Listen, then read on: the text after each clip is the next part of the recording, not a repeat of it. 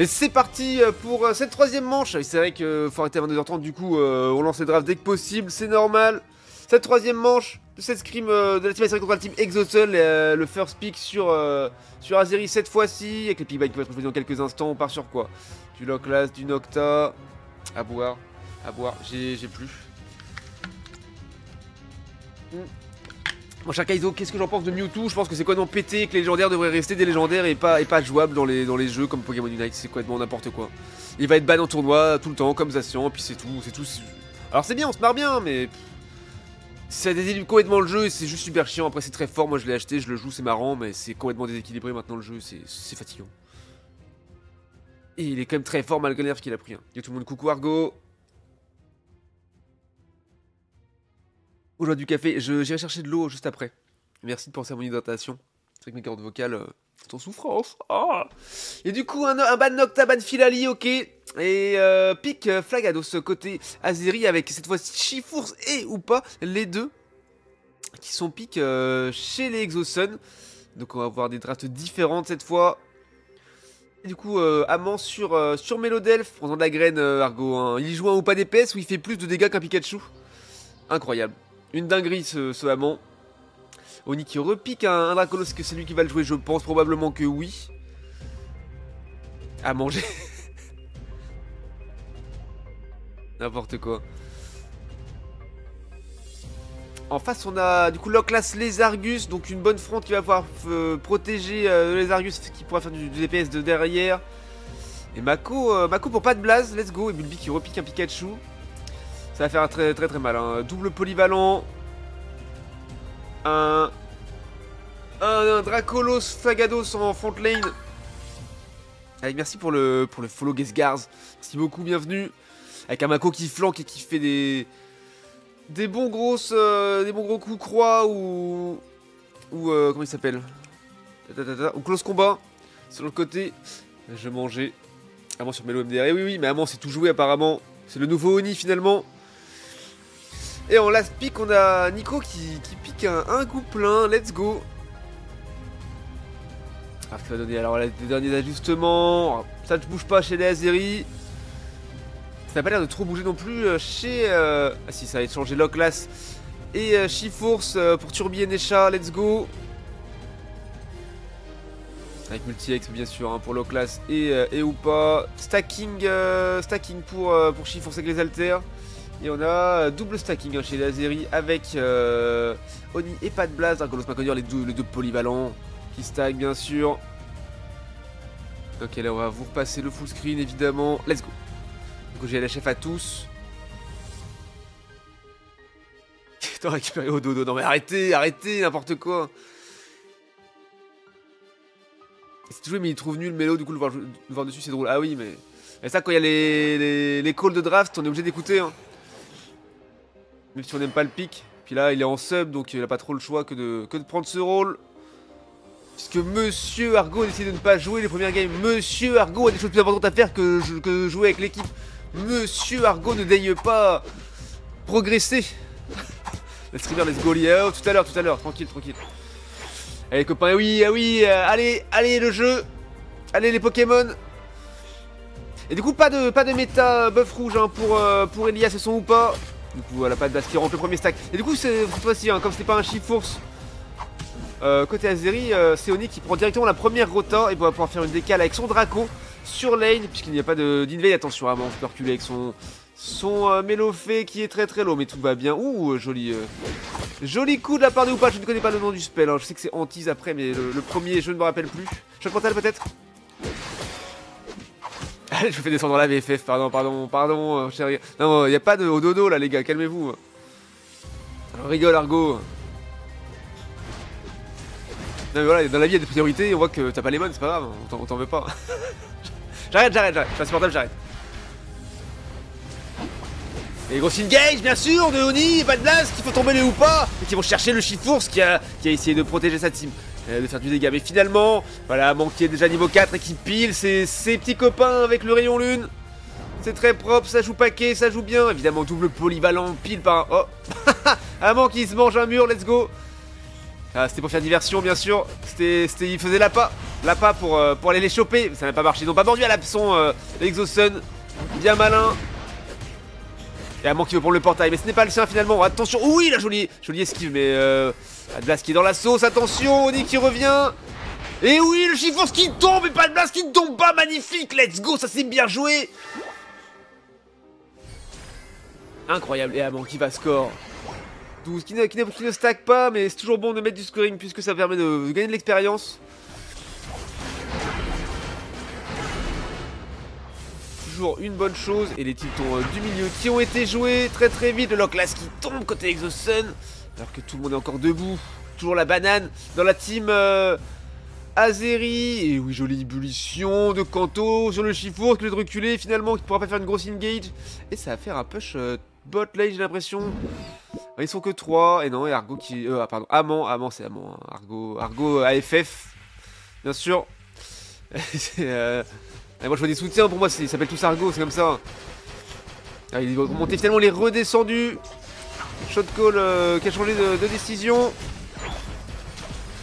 Et pas de Blast qui est tout seul à 1v2 sur la top lane. Mais du coup ça fait qu'ils sont à 4v3 sur la bot lane. Alors peut-être un push possible avec le Golem bot qui va apparaître. Ouais, par contre Kablas un petit peu dans la sauce, qui recule, on le voit qui recule sur la carte. Tous bien life. Je soutiens par défaut, ah oui. Ouais, après c'est très chaud hein. Et le Régicile qui est très vite joué. Des pop par l'ultra laser de Oni là-dessus. Et on va chercher le Locklast. Ouh, et joli ult sur le Locklast. Il tombe pas malheureusement, c'est dommage. C'est dommage, c'était bien tenté. C'était très low, très close de le faire tomber. Finalement il n'est pas tombé. Et on dépop le T1 avec pas mal d'overscore, ce me semble, 107 à 4 désormais. Oh, que pas de blaze, hein. Dans la sauce, par contre, ça y est, il est dans la sauce qui va tomber. Et oui, compliqué, il a réussi à tenir le coup jusque-là, mais... Oh, il ne tombe pas, il ne concède pas le kill, il reste solide sur les appuis. Et ça, c'est très bien joué. Les Titans du middle qui sont revenus et qui sont déjà joués par la team Azeri. On ne laisse rien, pas de farm qui traîne. On sécurise tout ça, oh, il l'a vu, le Lézargus. Oui, oh, l'ultra laser qui fait très mal, oh, Lézargus, incroyable. C'est des dingueries. Les Arcolos c'est devenu si fort, c'est fou. Et petit coup croix hein, sur Chiffon, voilà. Alors là, dès qu'il est plus tout seul, le pas de Blaze, il commence à faire des dingueries. Allez les chercher, faire très mal. Et voilà, ils veulent les Argus. Mais il est très low, attention. Oh oui, joli encore. Oh, Bulbi qui prend ce kill grâce à Oni. Ult de Bulbi pour venger le bro Oni. Et il prend un goût plein, peut-être ou pas derrière, attention. On essaiera de le prendre et on balance une fatale foudre dans la zone. Engage de Chiffon, ce qui peut faire mal. Et non, ça dépop le tilton. Et finalement... Ouh, pas de Blast qui n'a peut-être pas ses ressources à mettre. Sa adversaire, il a son ult qui est prêt. Est-ce qu'ils vont jouer le Régileki? Ah oui, ça va partir. Pas de Blast qui part mettre du score en bas. Du coup, juste ça défend. Personne ne le joue pas sans le Régileki. Et le Régibot qui va réapparaître dans pas longtemps. Le golem, ult de Gouplin sur le T1 qui va leur permettre de faire du scoring. Côté Exosun, c'est bien joué, c'est malin. Et oui, le T1 qui se fait des pop. 137 à 90 désormais. Chiffre pour ce qui tombe juste après son scoring. Avec un go-in sur le Pikachu, un petit peu malheureux, un petit peu présomptueux peut-être. C'était tenté. Puni. Instantanément crucifié, bien sûr.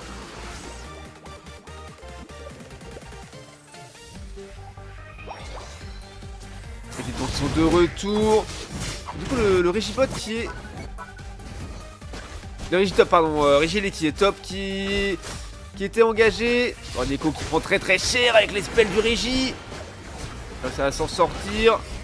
Ah bon, les Bulbi qui sont là pour essayer de le prendre. Et oui, c'est pris par le gravité de Mélodelph, incroyable. Et on va push tranquillement, alors que Oni avait également pris solo le Golem Bot. Je n'ai pas vu qui c'était, qui est déjà décédé. On le reverra peut-être plus tard. Oh, et oui, Kanto qui chase le Chiffon, c'est qu'il fait tomber avec une ébullition de dernière minute, de derrière les fagots, je dirais, incroyable. Non, très chaud, et ça fait un push top lane, toute la team, malgré le bumper. Et ça revient fort. J'ai de reculer, voilà, pas de push, pas de push intempestif. Ah, ils sont tous paqués, les Exosun. Voilà, ils se séparent, ils vont essayer de prendre du kill. Peut-être faire un push sur la bot lane, je ne sais pas. Ouais, Kanto qui zone bien pour sa team, c'est très propre avec Amant qui le pile. Comme jamais, c'est très chaud. C'est du beau jeu, 241-90 désormais. Avec pas de blast évidemment, qui est en train de se remettre bien gras pour choper son 13. Quelques instants et récupérer son ulti. Pour peut-être éventuellement en claquer un avant. Voilà, il a déjà ça. Avant le Rayquaza, c'est peut-être un petit peu late pour le jouer 3 minutes. Il reste 1 minute avant le Rayquaza. Ça va être compliqué de balancer un ulti. Il faut que Kanto farm également pour récupérer le sien. Et tout le monde l'aura. Oui, bah oui, c'est beau ça. On laisse pas le farm traîner. Magnifique.